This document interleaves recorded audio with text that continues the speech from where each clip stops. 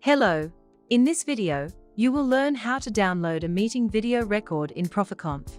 The file with the video record, after stopping the recording, is saved automatically in the section Files on the event page of the host in MP4 format. After the converted file, usually in 5 to 10 minutes, the recording can be downloaded and shared.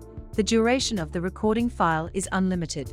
In order to download a recording file, go to the Files menu from the Events page on your computer or mobile device. In the list that opens, check the box to the left of the name of the selected file.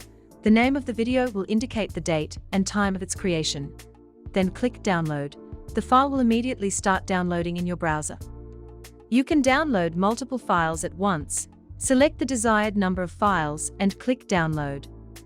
Don't forget to give your browser permission to download multiple files. Also, the host can download the recording file on the computer in the virtual conference room. Go to the Demonstration section of the Files menu, select the preferred file, and click Download.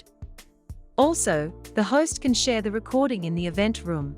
After the host allows the download, the participants of this conference will have a Documents section where they can download the file by clicking on the Download button to the right of its file name.